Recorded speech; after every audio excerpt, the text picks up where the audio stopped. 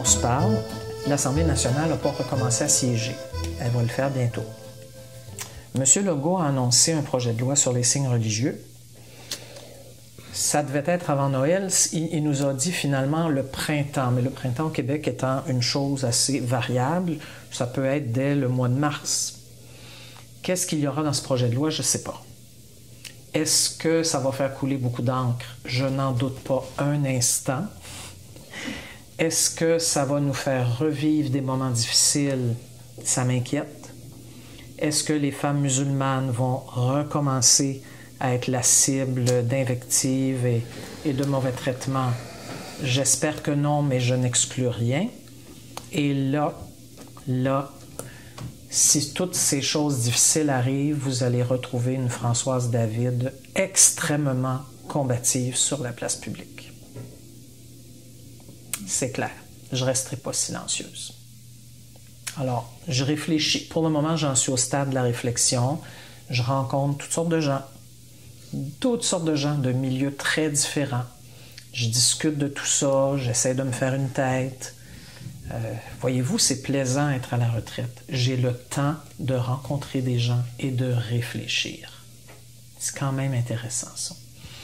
Et donc, le moment venu, je serai prête, puis on verra. J'ai rien d'autre à en dire parce que je ne sais pas encore ce que je vais faire. La seule chose que je sais, c'est qu'advenant le cas où des personnes, particulièrement des femmes appartenant à des minorités, se sentent injustement traitées à partir du moment où il y aurait des problèmes de vivre ensemble dans la société québécoise, ben, je ne pourrais pas me taire. On verra le comment, on verra ce que j'aurai à dire, mais il y a plein de gens au Québec qui me disent qu'ils m'aiment bien. Ils sont d'ailleurs très, très gentils avec moi. Plein de gens, toutes sortes de gens, sur la rue, au restaurant, à l'épicerie. Puis pas seulement à Montréal. Là. Si je me promène, que je vais en région, que je vais dans un chalet, je vais à l'épicerie de je ne sais pas où, de Magog ou de la Malbaie, ben, il y a des gens qui me parlent. Bon, la plupart du temps, en région, ils sont francophones, évidemment. Ah, puis ils m'aiment bien. Puis ils me disent, vous me manquez. Mais là, je ne leur manquerai pas.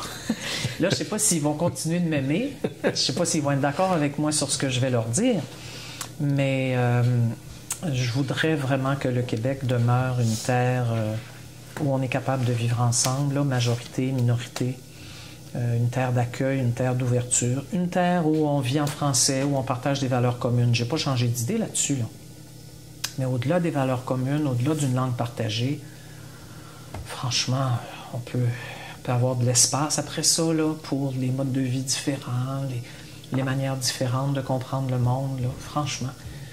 T'sais, même entre les vieilles souches, est-ce qu'on est tout le temps tous d'accord? Ben non. Bon, ben alors, pourquoi on n'est pas capable de... Pour certaines personnes, parce que majoritairement, moi, je pense que les Québécois, ils ont très bon cœur. Mais quand ces débats-là arrivent, c'est comme s'il y avait des gens dans certains médias, puis dans certaines parties de la classe politique qui s'évertuaient à nous mettre en colère, à créer de l'insécurité chez des gens qui n'en avaient pas avant, à rendre agressifs des gens qui ne l'étaient pas. C'est ça que je veux combattre. On a des débats à faire, parfait. Moi, j'ai pas de problème avec les débats. Vous vous adressez au trumpisme. Si vous voulez, quelque chose comme ça. Mais, attention, ce que ça a...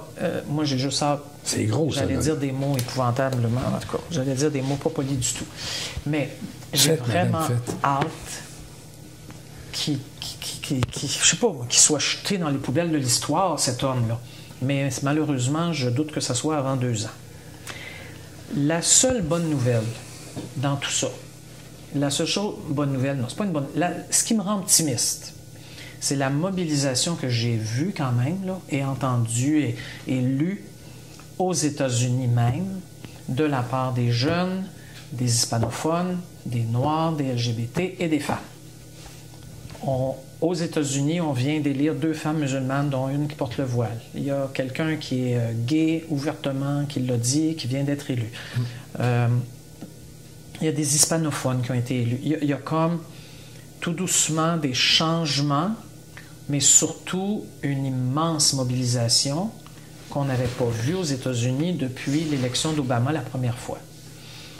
Alors, il y a des gens frustrés, en colère, pas de bonne humeur, qui appuient Trump.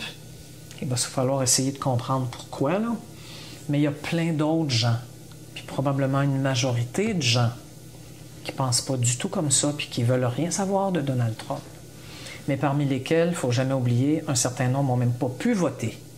Soit parce qu'ils avaient déjà fait de la prison, ça leur est interdit, soit parce que le découpage électoral, qui est effectué par les sénateurs, pas les sénateurs, les gouverneurs républicains, ils s'organisent pour pour qu'il y ait des nouveaux districts, comme ils disent, qui soient de toute évidence républicains. Le député choisit ses électeurs. C'est épouvantable. Oui. Alors qu'ici, c'est le directeur général des élections qui choisit, qui décide du découpage électoral. C'est un organisme indépendant. Mais c'est comme ça qu'il faut que ça se fasse. Moi, quand j'ai su que c'était les politiciens qui le faisaient eux-mêmes, j'en suis pas revenu. Oui. Mais tout ça fait que j'ai des discussions parfois là, avec des amis, des connaissances. Ah, c'est-tu épouvantable les États-Unis? Attention, les amis, là. Il y a plus de la moitié des Américains qui ne veulent rien savoir de Donald Trump. Mais électoralement, c'est un peu comme notre mode de scrutin à nous, si vous voulez, là. Oui, il finit par être élu, mais pas forcément par la majorité, là. Comme ici, on n'élit plus du tout des gouvernements au Québec avec la majorité des voix, là. Non. 50% plus 1, on n'est absolument pas là. La CAQ vient d'être élue avec 38% des voix. Je ne dis pas que ce n'est pas un gouvernement légitime. Je dis simplement qu'il y a une majorité de gens qui n'ont pas voté pour eux, en fait. Mais bon, ils ont été élus. OK. Mais il faut le changer, le mode de scrutin. Là. Ça commence à presser. Puis c'est pour ça que je suis impliqué là-dedans.